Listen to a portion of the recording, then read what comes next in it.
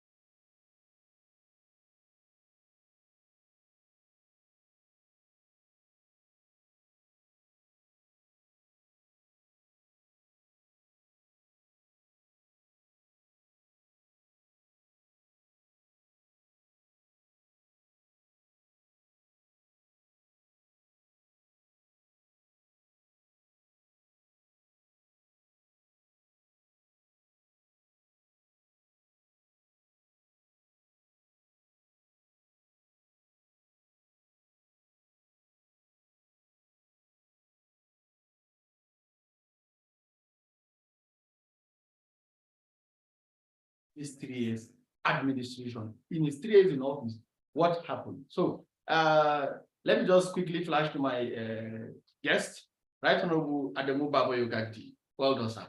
Thank you, my brother. Thank you, viewers and listeners. Yes. So let me just set the ball rolling. Right Honorable, 3 years in office. How far? What next? If I'm asked always to speak about 3 years in office, it's difficult. It's a university that I would not get the experience in any classroom, rather through the privileges that the people of Panshinkanke Kanam Federal Constituency have done to me. It's quite an interesting experience. And to crown it all, I give God the glory for giving me the enablement to do the best I can do. And I thank most especially the people for giving me the platform to discharge and display some of the qualities that I think I have. Okay, so 3 years, the legislator is first saddled with the responsibility of making laws for the betterment of the country. Let's start from there. Your first cardinal principle, your prime reason for being in the house. Laws, let's talk about legislation. How far, Honorable Gagdi? Yes, like it is in the Constitution of the Federal Republic of Nigeria, where every parliament legislator is elected with the primary responsibility of discharging a unique function. And that function stipulated clearly in the Constitution is parliament. Legislators are expected to make laws for peace, to make laws for order, and to make laws for good governance. In addition to discharging another responsibility of oversighting ministries, agencies, and departments of government, be it federal, state, or local government. In the case of local government, the councillors; in the case of state, members of the state houses of assembly; In the case of the national, that is federal, members of the bicameral system of legislators, who are the House of Representatives as well as the senators. In discharging my own, I have tried my best, and I have also always mentioned it in any opportunity I am given to express whether I have done well regarding to my constitutional responsibility. Yes, I have said that in my life, 3 years in the National Assembly, I have sponsored the 22 number of bills. And in those 22 number of bills, they are at various stages. Some of them have passed first reading. Most of them have passed second reading. And few of them have gotten the blessings of both the House of Representatives and the Senate. And equally few of them have received the blessing of Mr. President by ascending to those bills. What are the ones that are successful? Yes, one is the Police Total Repeal and Reenactment Bill, which is now an act that is called Police Act of 2020. This is the first piece of legislation single-handedly sponsored by myself, without any co-sponsor in the National Assembly. I first look at what is happening to Nigeria and what is happening to Plateau State. Being a member, former member of the State House of Assembly that was privileged to chair a security and peace committee in the state, I know purification of arms and ammunition. I know cries of abuse of fundamental human rights of citizens of Plateau State. I know suffocation in women trying to attend to the position of Inspector General of Police, but it's never been. I know how our policing system is, whether it is intelligent-led and whether it is community participatory or not. That was what instigated me to first say that my first assignment in the National Assembly is to ensure a total repeal and reenactment of Police Act 2020. And by the special grace of God, I did that, adjusted various sections in the existing Police Act of 2004 that could not address some fundamental human rights issues. And to God be the glory, the NSAS exonerated my commitment toward ensuring that the Police Act 2020 have come to be. Yes, the aspect of community policing, which hither to this moment is not embedded in the Police Act.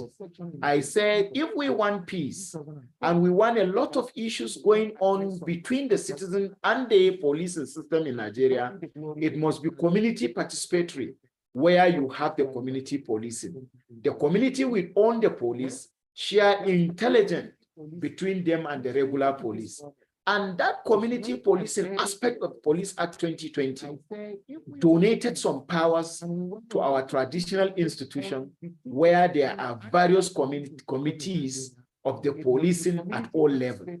You have the community policing committee at the local level, you have it at the House of Representative level, you have it at the senatorial district level, and you have it at the state level. The chairman of community policing of each state of the federation is co-chaired by the paramount ruler of that particular state. Gongom just in the case of Plateau, Emir of Kano in the case of Kano, and many other states. They are co-function with the commissioner of police in that state. That shows that issue of fundamental human rights abuses will be addressed. That equally shows that intelligence, information generated by citizens will be cross-checked between the citizens and the police. This is one of the fundamental achievements. And to God be the glory, Mr. President signed that bill on the 16th of September, 2020. Courtesy Honorable Yusuf Adamu Gagdi of the people of Panshinkanke Kano Federal Constituency. The second one that scaled through is the bill, which is now an act establishing a Federal University of Education function. Yes, I have done my best in ensuring that I have equally promoted my alma mater. I finished from FCE Panshin before moving here to University of Jos. I read social studies double major. I left FCE Panshin in 2003-2004.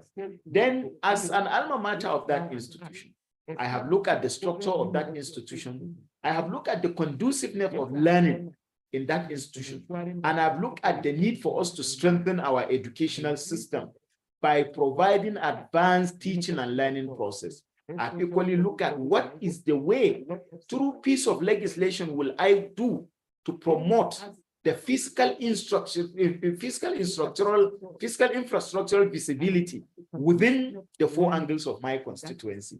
I say promoting and advancing the status of that teacher training institute to a degree teacher training institute by making it a federal university of education would be one of the responsibilities. It's one of my difficult experience in life. I pulled that, and to God be the glory, Mr. President assented to that bill. We just last 8 days ago presented the official gazette establishing that institution to the management of the then Federal College of Education. The process of implementation, I think, have commenced in the Federal Ministry of Education. And by the special grace of God, I am one proud son of the people of Panshinkanke Kanam Federal Constituency that have bring another federal university to the people of Plateau, in addition to University of Jos, the famous University of Jos. The third bill that received the assent of Mr. President is the National Hydrographic Agency.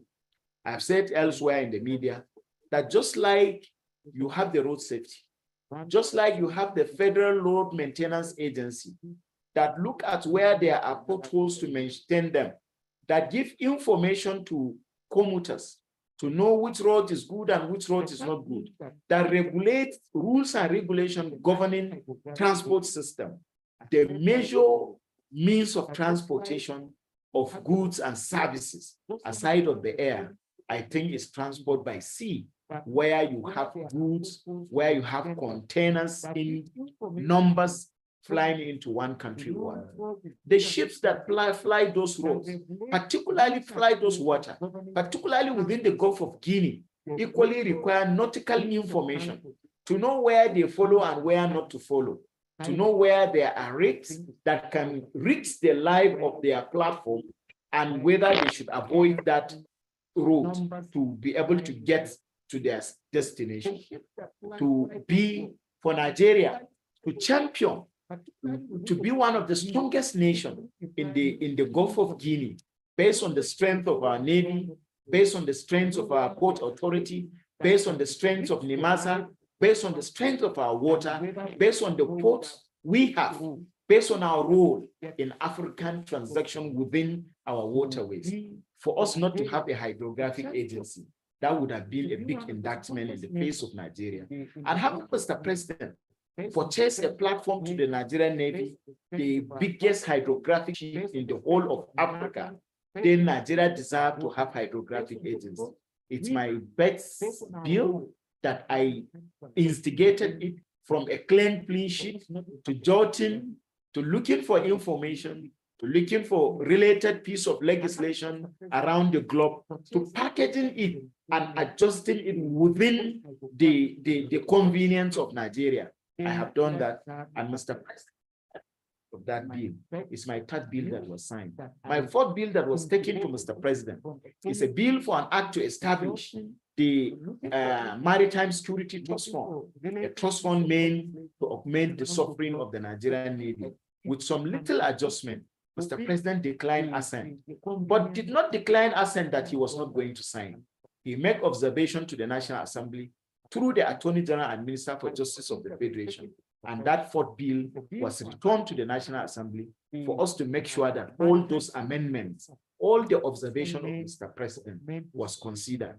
Then we take it back to him. The fifth bill that is equally on its way to the President to sign is a bill for an act to establish Admiralty University in Delta Ibosa. That equally is a Navy university.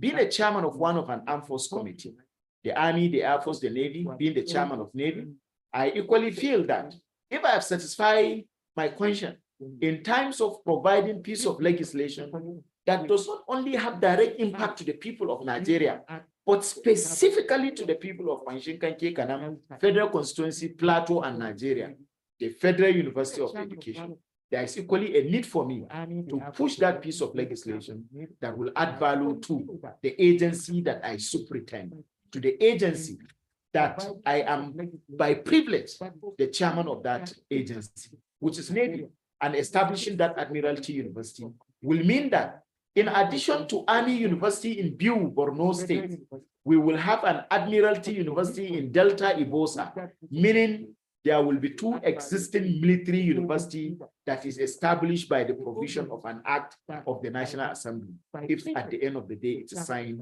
by Mr. President. These 5 bills, it is expected. The 6th one, which is equally expected to reach Mr. President, is that of relocating the existing Federal College of Education function to Federal College of Education, Dengi Kana. This is the 5th bill that by the special grace of God, I think I will try my best before the end of my tenure in office as a member of the 9th House of Representatives. I will do all my best within my powers to ensure that 7 bills, 6 I have mentioned, the 8th is equally providing a legal framework for Federal Technical Polytechnic NIAC in Shandam. By the special grace of God, those 6-7 pieces of legislation, I will robustly pursue them, and I will be proud. Even as it is now, I am proud to be the only legislator at the risk of sounding very immodest that within one legislative session, Mr. President have signed 3 of his bills, which never happened in the history of National Assembly. And to do 7, I think I must have broken the Guinness Book of Records. Exactly. I wanted to ask you if, how you feel and how many, we have the members of, you are not the only member there, but you are able to pull 7 bills. I wanted to ask you if you feel proud when you've answered that. So let's also go to the legislative plus. There's something they call legislative plus. Well, legislators in Nigeria do make bills, but the legislative plus is when you make water and order to other people. Primarily, that will say it's not your mandate. So let's go to your legislative plus. How far? We know about the water, but you can give us more light about it than others that you have.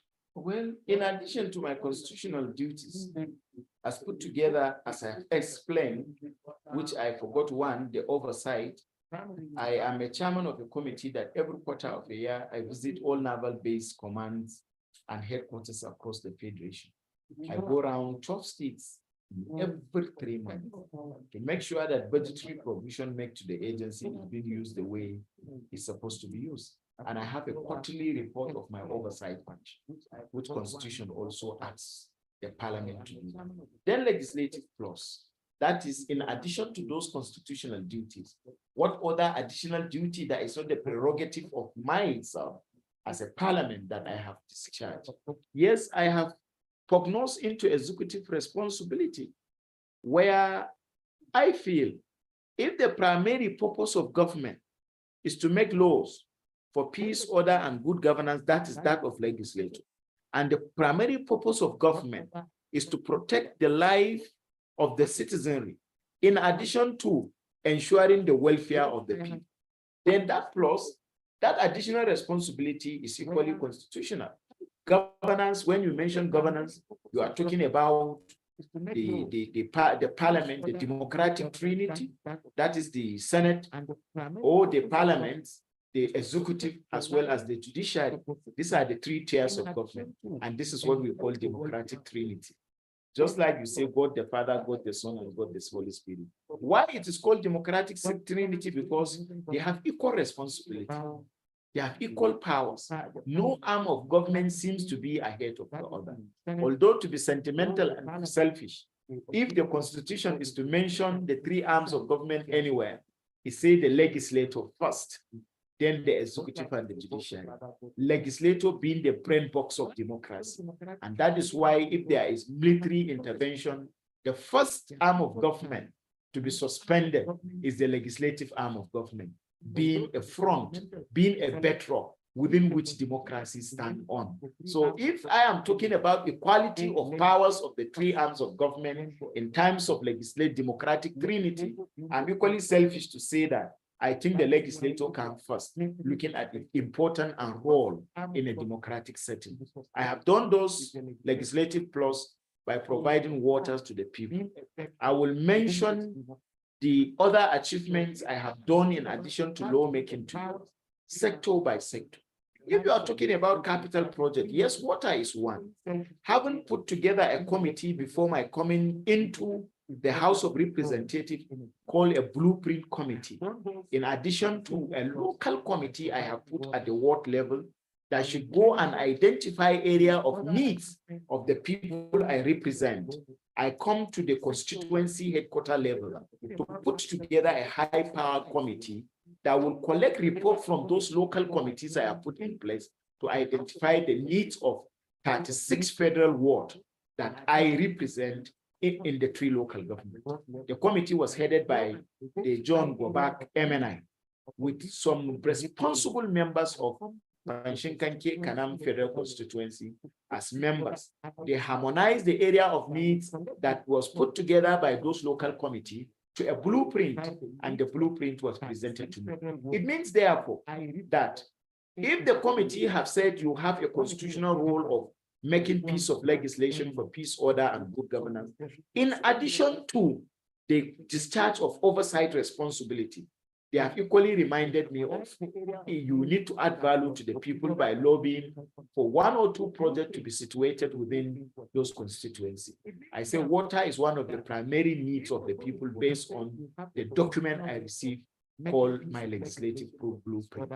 I decided to personally, I say personally, and I repeat personally, purchase a rig, Indian rig, one of the biggest Indian rig in Nigeria that can drill rocky area, and that they can also have a machine to be manipulated, to be swapped, to drill in a muddy area. I bought that brand new, imported it to Nigeria, and set in a team of experts to be able to provide water to the 354 or 57 pooling units in Panshinkanke Kanam Federal Constituency. That I have done.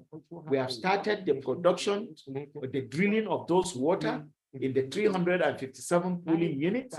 And as of today, we have done 194 or 97 so far. We have provided water in 197 pooling units in the 3 local governments that make up the Panshinkanke Kanam Federal Constituency. I am fulfilled, even if I stop here. By the way, we just suspended activities because the rain is too much. The water level have come up. I wouldn't want to drill a water that is not going to be sustained during the dry season to this community. The best time to drill to provide water for people is maybe in the month of February, March, April, where the water level have gone deep, and where if you drill and get water, it will be sustained. Even if rain comes or there is no rain, by the time the water level goes down, those boreholes are going to be sustained. That among the 197 pooling units, I think about 110 boreholes installation was done successfully. I am intending to, when within the end of next month or first week of next month, when I am presenting the second phase of check for the refund of WAEC, I have refund NECO, and I have equally paid the NECO fee. I have refunded JAM last year. I intend to produce another check of 100 million to the committee headed by John Gobak, my advisory committee, to give the subcommittee and ensure the refund of JAM fee for this year, as well as WAEC fee for this year that students had already paid before we commence payment of NECO. During the presentation of that check, I will present another check of 100 million to the technical committee that have drilled this borehole, so that they will procure the additional accessories to ensure that the 197 borehole drill have been installed, should be installed successfully before rainy season end, so that community will start benefiting from that gesture, and so that if rain ends, will equally commence the next phase of ensuring that the 357 units gets borehole. That is my covenant with God, and that is my agreement with the people of Panshinkanke Kanam Federal Constituency. That I'm doing it personally, not from any ministry, department, or agency of government. We will produce that by the special grace of God. We will fulfill those covenants. I have constructed about 14-kilometer road in Canada, 13 point something kilometers, because we had 5-kilometer road abandoned by the previous administration. I say this, yes, it is by the previous administration. And now that I have come on board, I have decided to look within my resources to ensure that Kanam local government that have no tar road are befitting tar road. And we have concluded about 13 point something kilometer road within Dengue Metropolis. We will soon commence. We are doing another road construction in Gum to Guaman and perhaps to Gogorwa. We'll soon commence that of Shuer to Jokpai. Very soon we'll commence that, and we'll finish that of we have done some metropolitan roads in Panjshir, from the Panjshir ancient city up to the prison service area. We'll soon commence that of the Panjshir daily market and all the roads within the Panjshir ancient city, plus the 6 roads within the new layout, the one road, 2 road, 3 within the new layout, and the roads that pass before the youth center in Panjshir local government. We will definitely do this before the end of our 4 years in office. I'm determined to do that.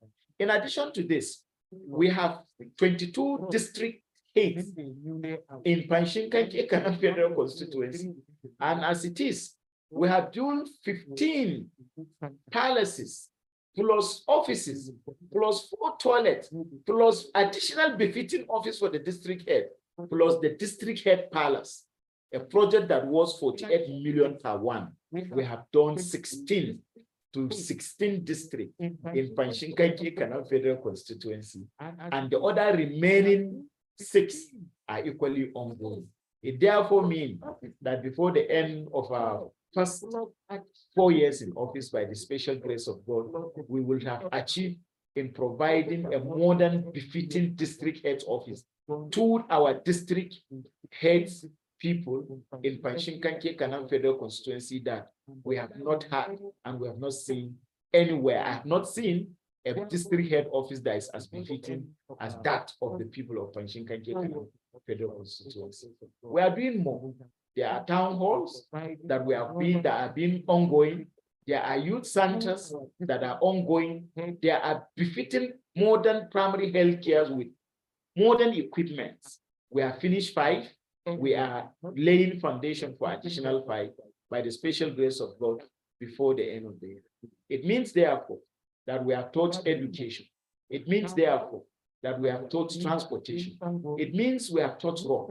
It means we have constructed schools. In the area of schools, it's not even 3 classroom blocks that we are providing these days. We are providing 6 classroom blocks to the people of Panjshir Kanam Federal Constituency.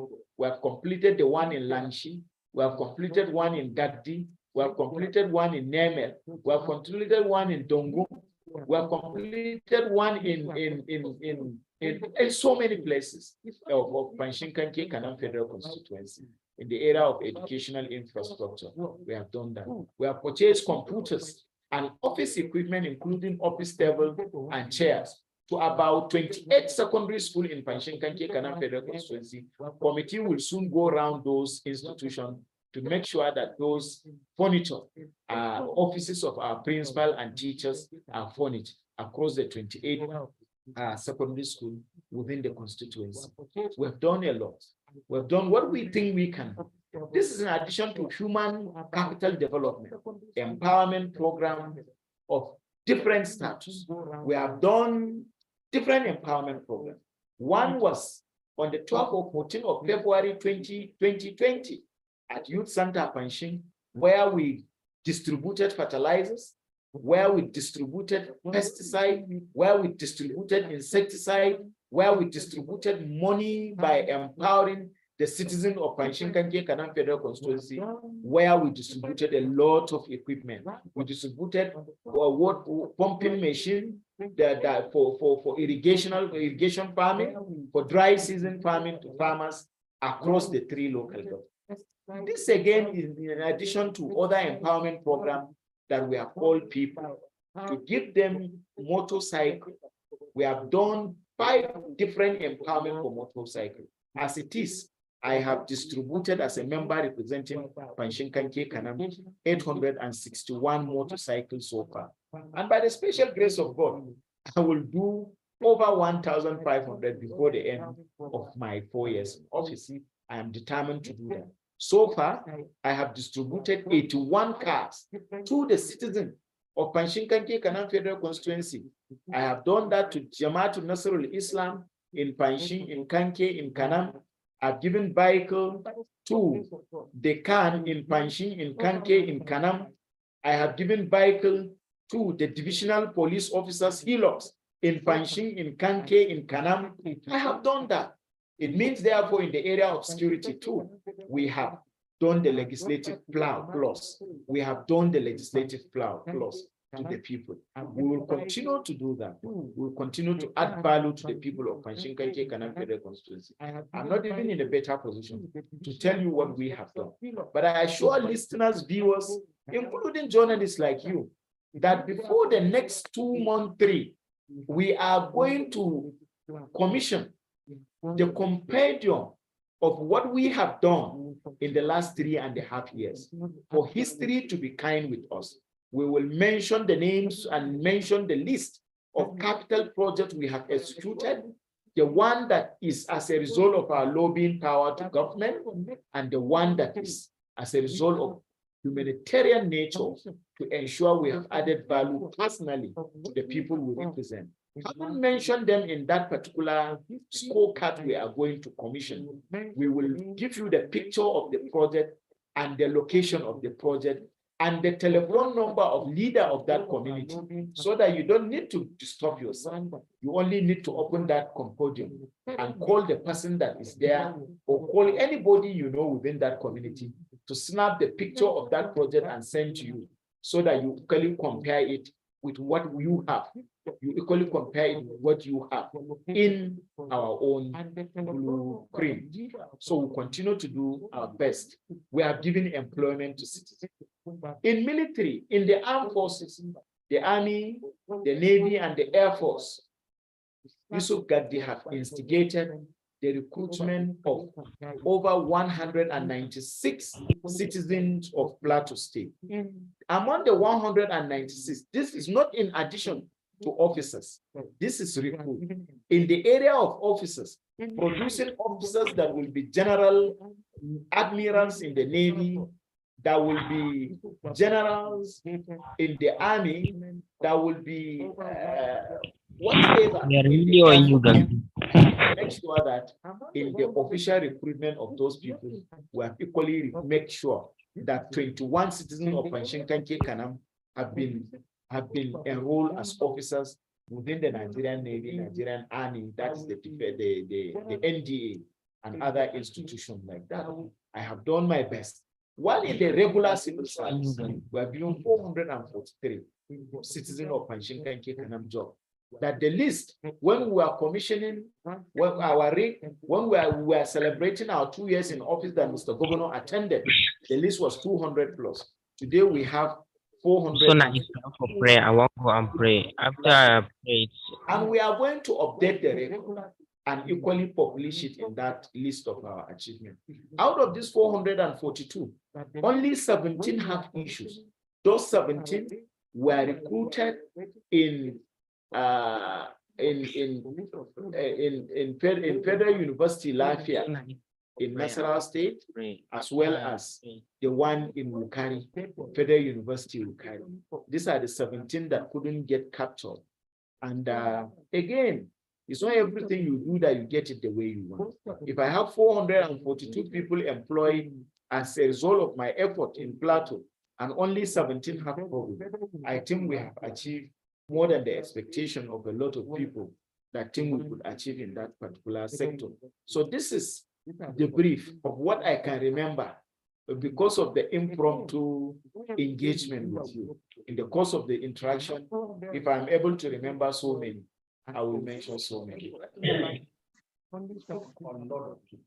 And one would be desperate to ask you, are you the only member? I haven't done all these things. They will ask you, are you the only member? Or where do you get this money from? People have already been asking, and I've been pushed. Anytime I have the opportunity to engage press, they will be able to push me to make comparison between me and members of the National Assembly. and I refuse to be carried away to compare myself with anybody. Okay. Everybody has his own law. We have our different heart. Some have the good heart to invest their personal resources to the people. Some have the good heart, but again, to invest that one that meant for the people. The one that is their own is their own. But I feel in my thinking, the easiest way for me to get salvation and the pleasure of God is to invest in humanity, is to show love to humanity. And this is why I'm doing what I'm doing. Again, I'm not expecting anybody to feel that there is a need for him to compare me with anybody. Legislative responsibility and governance. One, yes, there is preparedness of the person you are elected.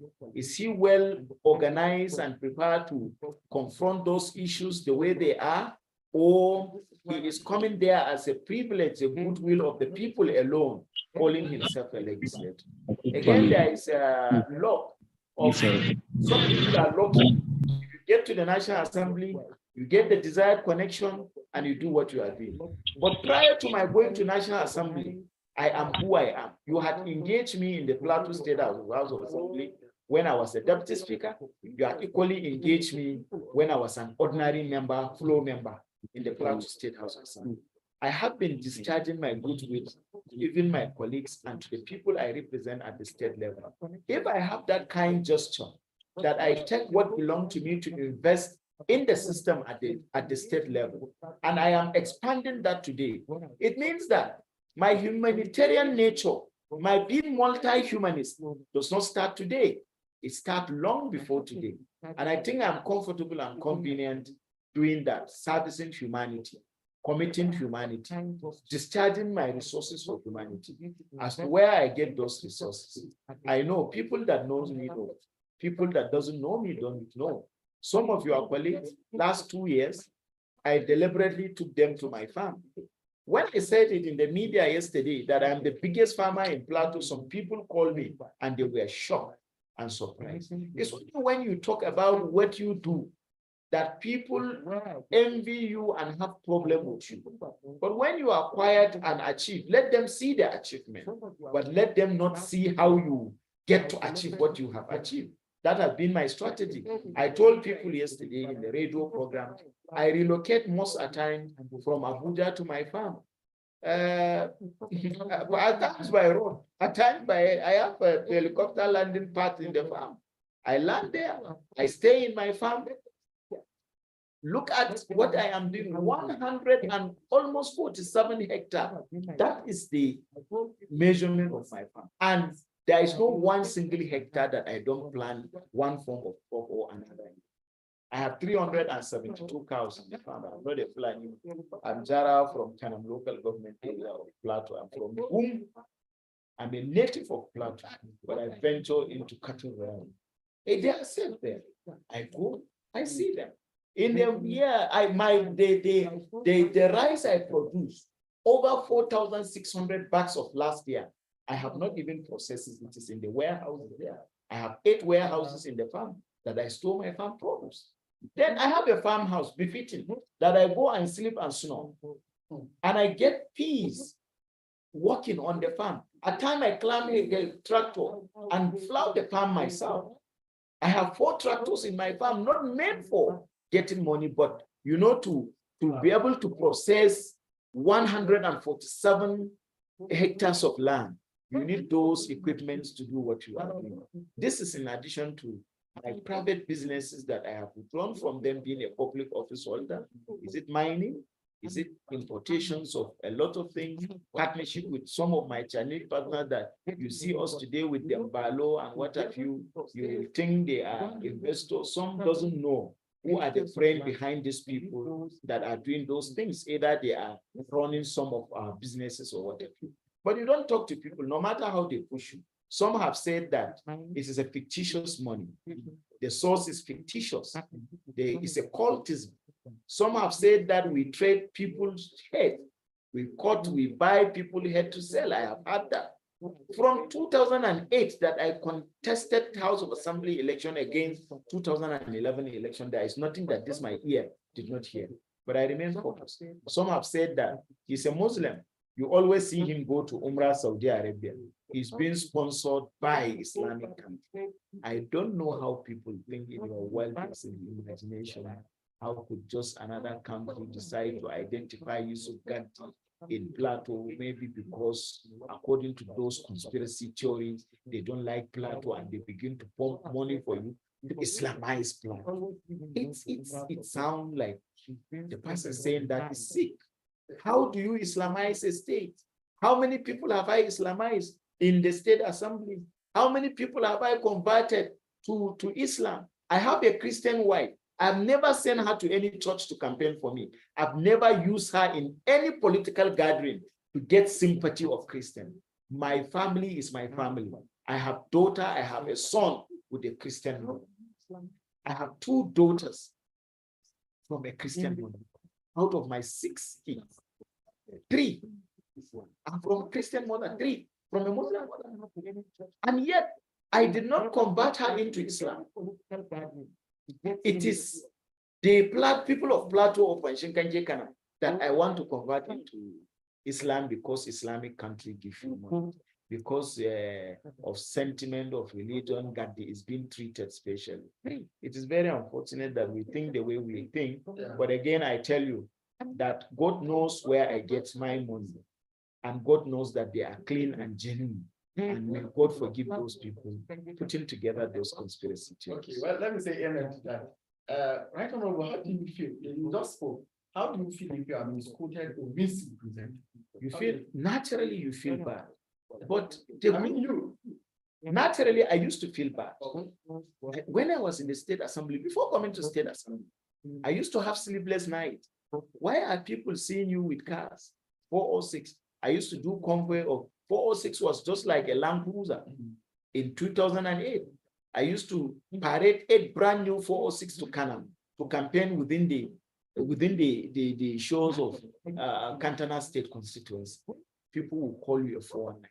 From 2008 that you contest election, that you are doing what you are doing, up to now, nobody comes out to arrest you, that you have duped him.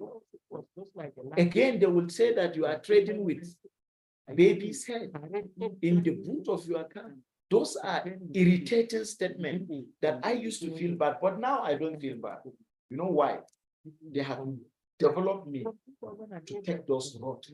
Well, since my skin are thick. Since you don't feel bad, let me just pose another one for you. You know, you talk about radio interview, and in that particular radio interview, I quoted as saying that you know the gubernatorial aspirant of the APC, Dr. Nentawe, as far back as 2019. Now, pundits are saying that you that there's a level of impartiality, you know, that the REC is supposed to maintain as of that time. So moral questions are coming on board. What do you think about that? It's not moral, it's not moral question. Let me correct you. I was not misquoted. Okay. But it's political. I said that. Okay. But it's political questions that are coming up. They are not moral questions. If I said in the media, my radio program, that I know Nentawe, I know him before 2008. And my relationship with him politically come close in 2008. It doesn't mean that people will indict him morally that he was supposed to maintain neutrality campaign. Yes, he was supposed to maintain neutrality campaign, but people should ask the foundation of Dr. Nentawe. Who was he before his appointment as a resident electoral officer? Dr. Nentawe have his own political views, political perspective. He may not have been a card-carrying member of any political party, but just like any other Nigerian have right to have his own political thinking. How I wish this individual have interest in certain personality. He do have. And he have like minds that they think together. Then in 2018, if Dr. Nentawe have people that when he was a lecturer, he used to think politics with them in Kanke and take decisions. And he decided to donate those people to me as someone that is supposed to maintain neutrality campaign. And I enjoy the goodwills of those people. Why wouldn't I not attribute those goodwills that I had benefited in 2008 to him? Without him, and without organizing those people together, particularly as a lecturer, not a card-carrying member of a political party, I wouldn't have benefited the goodwill of someone like Kevin Panshin. I wouldn't have benefited the goodwill of someone like the chairman of Panshin, former chairman of Panshin local government. I wouldn't have benefited the goodwill of people like a lot of people that were people that believe in him and ask him constantly, irrespective of political platforms, what do we do? Now he donated those people to me, and I benefited from their goodwill. I shouldn't mention even the chairman of Independent National Electoral Commission was a lecturer before. He had goodwill. He had people that he advised in this politics. This candidate is the best. What if a politician benefits from that goodwill? Does that amount to him being impartial? The impartiality of resident electoral commissioner or any INEC officer doesn't mean that he doesn't have a past people that they think together, and one person cannot capitalize on that particular thinking together to get a political privileges out of it. His impartiality should be displayed during counting of votes, during conduct of election, by not being a card-carrying member of the party, by not attending campaign rally. But again, his freedom to movement and association was not restricted. Because I was APC, I shouldn't move in the same car with him in 2008. Is that what those political, it's not moral question. Say political questions are coming up. And those political questions, I'm not worried about that. If you have not asked, I don't think those things are things that people should even respond to. They are adding more popularity to Dr. Nentawe, and they are scared because they know by God's grace, Nentawe is going to defeat them. So they don't have any attribute from their own candidate to showcase him to the people of Plateau. The only thing they have strength to display is to continue to instigate propaganda of that nature. Well, talking about, you said it's not moral, it's political. Let me ask the political question again. Many people are very angry, the role that you play in the APC primary. Some feel as if you schemed them out. Some feel as if you even schemed their ethnic group out completely. That because you are very influential and you are close to the governor and they are, what is it called, anointed leadership or anointed aspirants aides. Let me give you a political ask. Okay. But to the tribes, that things I excluded them, that thing which I had never done, and to the people that think I didn't do their bidding. If I had supported their candidate, they wouldn't have been saying what they are saying. But because I didn't go their own way, they are saying what they are saying. That shows and tells you how political those things are. But to correct an impression, I don't think one person can influence the decision of government or decision of the people in the APC to support a particular person. I have said it. For Nentawe to be displaying the agenda he has for Plateau the way he is doing. If anyone thinks within his wildest imagination that the man just make up his mind to be governor just recently, he's flogging a dead horse. For you to listen to Nentawe once, Dr. Nentawe once, the candidates and the standard bearer of APC, you know that it's someone that has been putting his head together to take leadership in Plateau State. It's not a responsibility or commitment of one person. Ask yourself this question. Among the aspirants, let me be political too, for the first time. Who is the aspirant that reached out to 4 angles of Plateau like Dr. Nentawe? I know no one. It's not just about that, including senatorial seats in central zone. But again, if you meet other people, they will tell you even the senatorial candidate has complained to them that I don't like him. And I have had people that confronted me to say that even the senatorial candidate of APC you are talking about, the honorable ticket plan, have complained to people. People have approached me with this, that I don't like him. And again, other people are telling you that I influence his comment. It tells you how inconvenient people are feeling about some of us. And it's not because of anything. It's because of the achievement I have just summarized to you now as a result of my interaction with you. People feel unsafe. People feel very, very uncomfortable. And therefore, anything bad, they must try to relate you to it so that the echo of your name, the volume of your name, the way it's echo, they will tune it down. Unfortunately, it is not me and you and them that make Gagdi who he is. It is nobody in Plateau that make me who I am. It is God Almighty. The only person that will reduce my speed limit is God Almighty, not human being. So when people attribute the fact that technically, I have technically aged their tribe, technically, I have influenced Nentawe or whosoever, I didn't, but I know I play my role as someone that believe in him and someone that I will say without any fear of contradiction, doing him what he do me. Yes. So, sir, this is doing me, this is your word, I do you, right? The pundit also brought out a word for you. It's called chamlok. I don't know if you've had chamlok before. You understood the meaning of chamlok. I understood. I asked and it was explained. It was explained to me. Do you? But what? Do you have any arrangement? What tribe are you? Certainly, I'm the journalist here. I ask questions.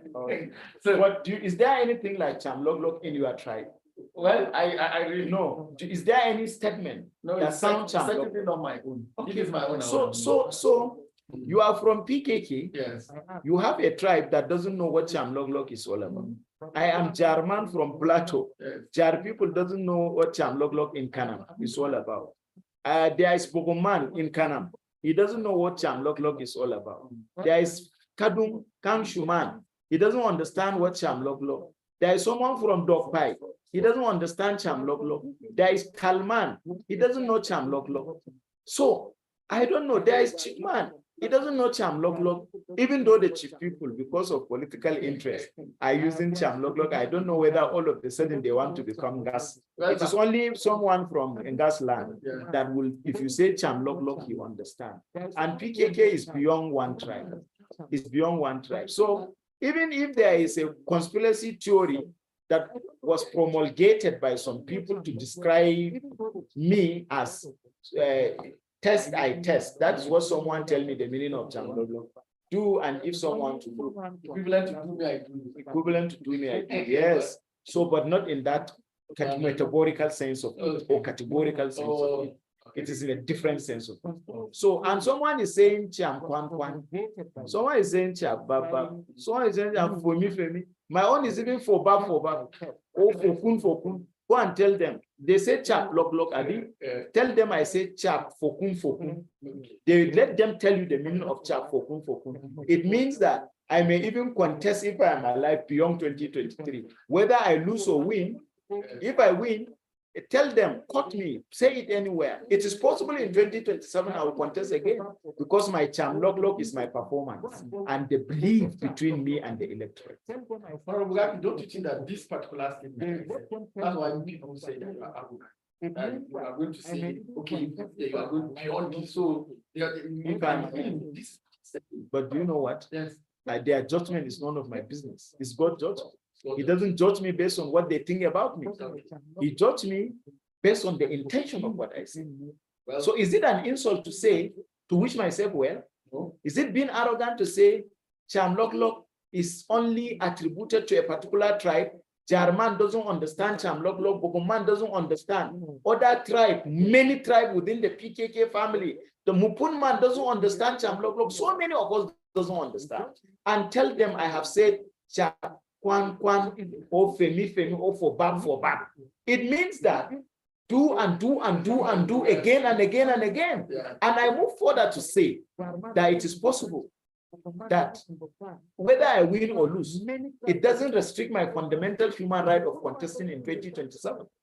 If I lose in 2023, God forbid, by the special grace of God, I will not lose.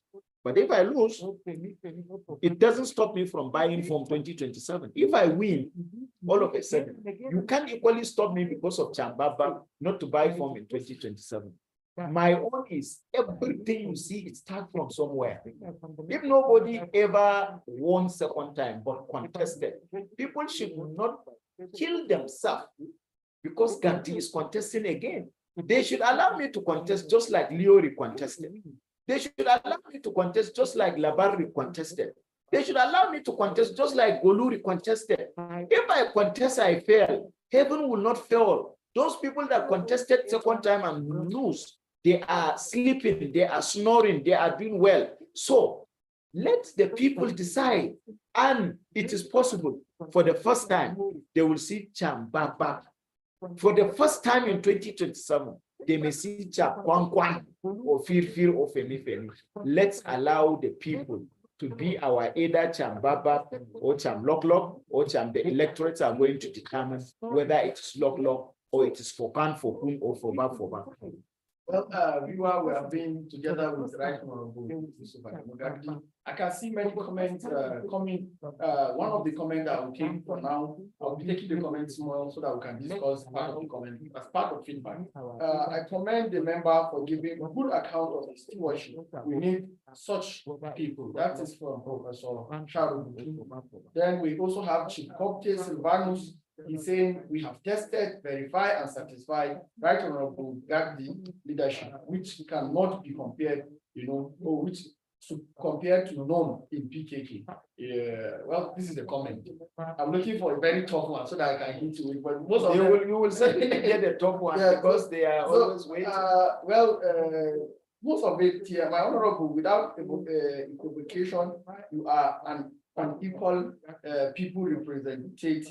Indeed, your record of achievement is unmatched. More wins, right, honorable.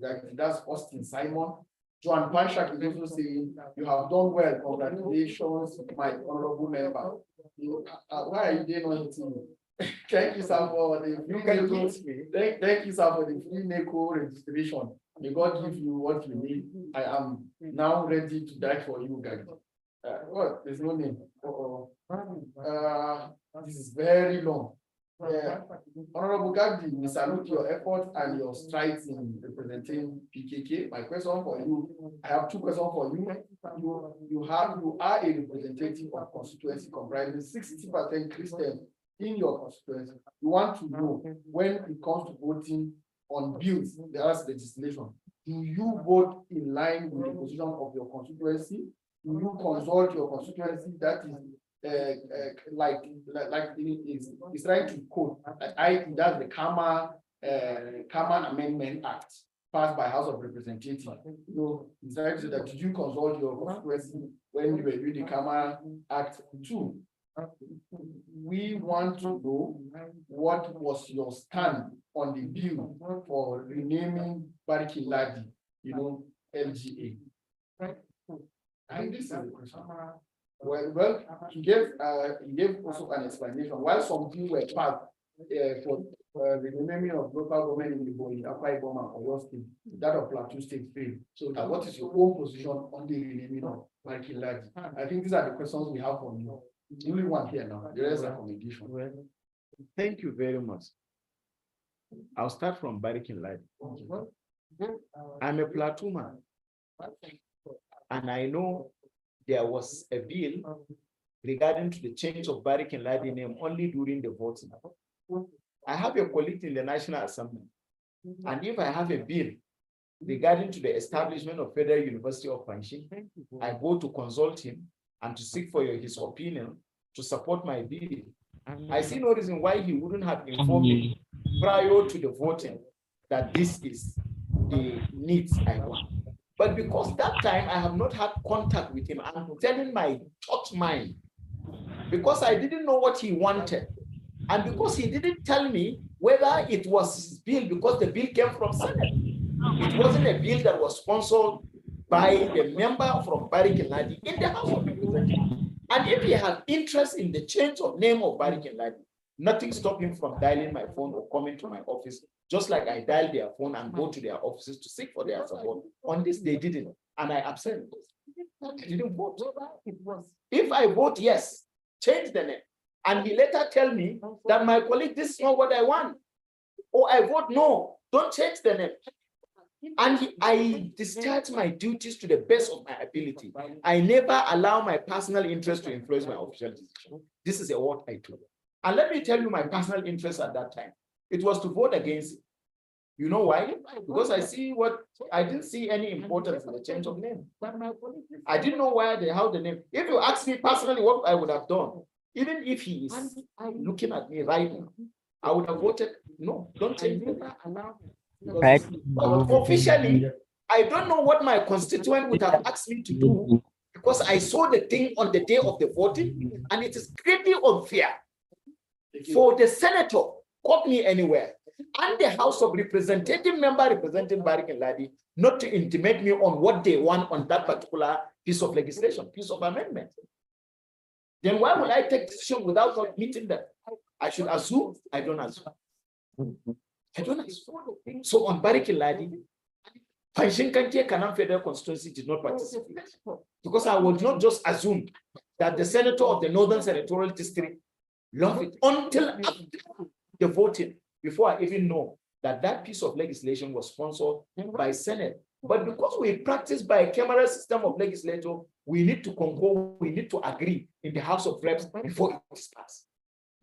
I kept quiet. So, for the good of the people of Panshinkanke Kanam Federal Constituency, because I don't know their view. On Kama, I was out of the country. For the takeover of NNS Lassa, one of the biggest ships that can carry, that have 480 beds for military officers during war and operations. It's equally part of my constitutional requirement. That is why people should know the work of legislator does not end in the chamber. Constitution say conduct oversight function. I was in the Nigeria's delegation to the United Arab Emirates with the Minister of Defense, Chief of the Naval Staff, and the Chairman Senate Committee on Navy, Chairman House Committee on Navy, to go and take over that platform to the Nigerian government. So I didn't. And that's it.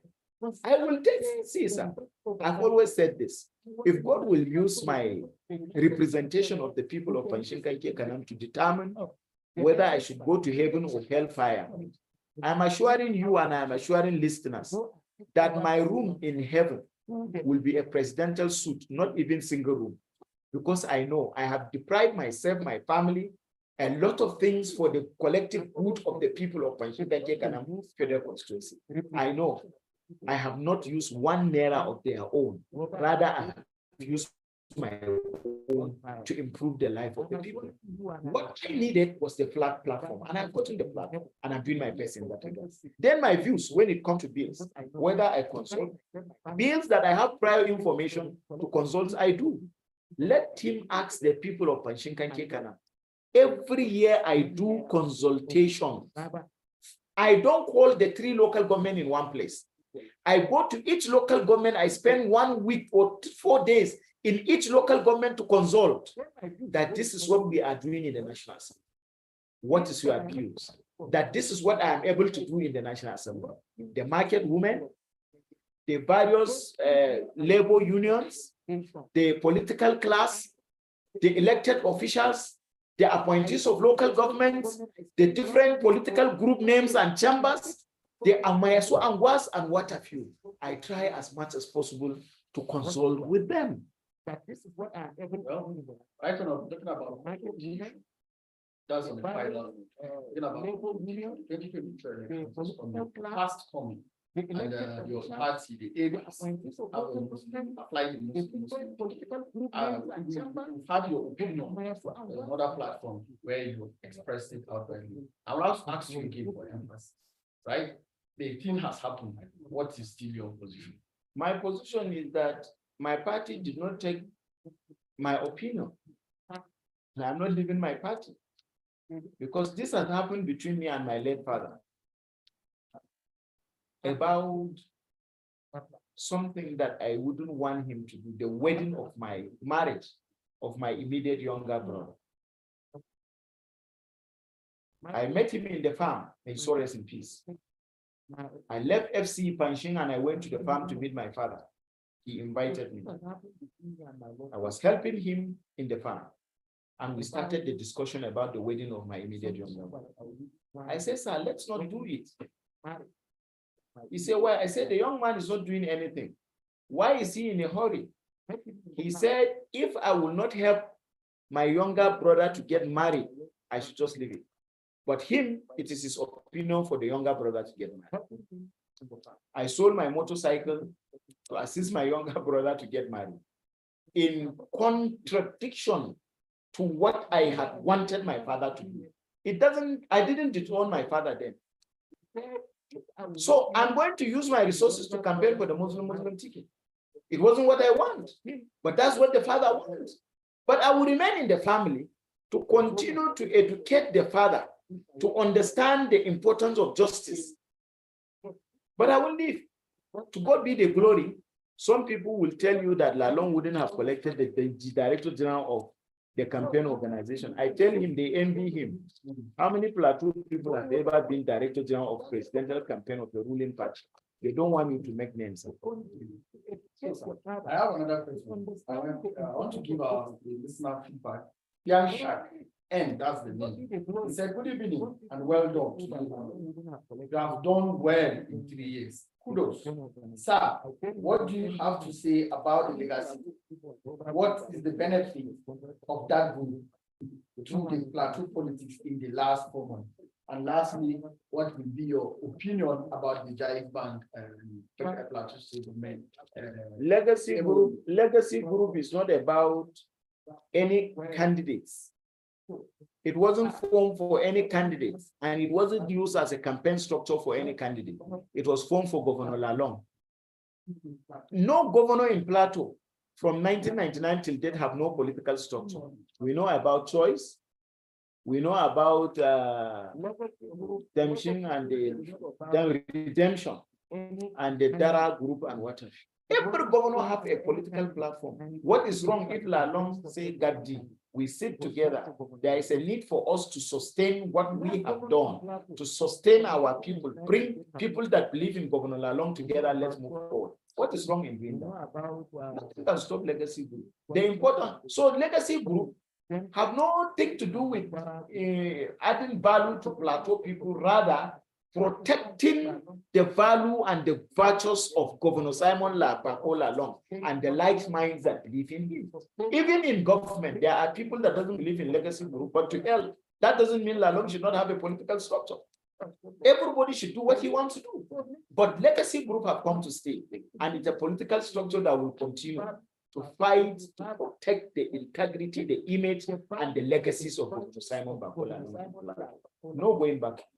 It has nothing to do with Dr. Lentau. There's nothing to do with, if you don't want it, transform your own. But this one, that's the philosophy, and that is the interest, and that is what we seek to achieve, for him to have a political base, a political platform, that even after office, Lalong should not be buried while he is still alive. And every politician will seek to have such structure that will sustain him. On the issue of Jaiz Bank, MOU, I was educated by the governor and the team yesterday in a stakeholders meeting, and I have said my opinion. My reservation for not talking details about Jaiz Bank was because I didn't understand the concept of 40 years. I didn't understand what they mean by off-taker. I didn't understand the issue of 60-40, who's benefit from 40 years. That was the first question that I invested and answered 2 years ago. And the government answered. Off-taker is a shop owner. Who owned those shops? I didn't understand the role of Jaiz Bank until yesterday. Jaiz Bank is just to fund. It's not even the developer. Government bring the development. Jaiz Bank gave the money for the development. After developing, is it Jaiz Bank that distribute this shop to the citizen? The answer was no. Yesterday, the answer in the stakeholders meeting, the answer, government will put in a committee in place to ensure that shops are distributed. That is one security question. If the answer was no, answers to what I expected yesterday was no. Rest assured that I will be the first person to tell Governor Lalong, as a chairman of Legacy Group, that will be a bad legacy. Don't start it. I'm not part of it. Then what is 40 years? Do you do 40 years in the hand, donating the fate of that market in the hands of the bank? They said no. After developing, Jaiz Bank hand over to government to distribute. And I warn government, if you will do that market, in the course of distributing, make sure Plateau people take ownership of the distribution. And if the market is going to be done by a developer, funded by Jaisba, distributed to plateau people at the end of the day, I am one of the people that say 40 years is too small. Because if you build the market and give Mupun, give Ngas, give Ja, give Bugum, give Biro, give Anabuta, give Afizere, they all have markets. They buy and they are the owners for the next 40 years. It means the 40 years that people think is too much is for the betterment of the shop owners. And who are the shop owners? Plateau people. It can only be disastrous if government did not allow plateau people to take over ownership of those shops. Well, now I'm coming. Now, these are the things. But we notice a lacuna. Was the process, the market insured? There was not insurance. If the market that was born was insured, the insurance company would have rebuilt the market. So why are you going into partnership without ensuring that that market is insured? The first thing to do is the security of the market by ensuring the process. Those things, and we agree that consultation should be ongoing. After all, the market does not belong to just North, just South, Jarawa, Bogum, Jarin Kanam, Ngas, or Biro. The market belongs to plateau people. Then the House of Assembly, who's ordinarily by government convenience would have been the representative of the people in this matter, instead of people taking the process as if we don't have a government institution, should go back and consult across 24 constituencies and report back within 7 days the views of those constituencies. If majority are satisfied with the technical questions that are being that government are being asked, and they say the market should, the process should continue. I'm disappointed that the MOU is not even signed, but the discussion going on in the media is as if the MOU is signed. It's equally unfortunate that Parliament at the federal level that are not supposed to involve, that are supposed to restrict our commitment to exclusive legislative lists, are taking government to court for our political convenience at the state level. When you have the state houses of assembly that should suffocate the government to provide answer for what the citizens are crying about. It tells you how political. Allow them to do it until now. Now we are back to the thing. We have asked them go back and do it. Allow the people, the legislators, to exercise advise them as a federal lawmaker to exercise their constitutional requirement. But don't capitalize on any little things that there is a public contestation about it to make your political relevant. It's very unfortunate. Thank you very much. Thank you. So, well, this is about an hour of interview. Fruitful, I believe. And I just want to say this. Members of the House of Representatives should be open, like Honorable Gagdi. We give a open communication because I met him almost a day or thereabout. He agreed to do. And I know your engagement with the other radio stations within the week. I think if you don't say, we will not do. So thank you very much from Viewpoint crew here. I have my technical crew. All of us are saying thank you for accepting. And we are going to open our doors anytime you want to open. So, and for the viewer, continue to follow. This is Viewer TV, Viewpoint Nigeria live. Thank you very much. My name is Dapom Longwood and Pedro Mendes. Thank you, Honorable. Thank you. Thank you. This is where we come to. Yeah. That's hold on. As I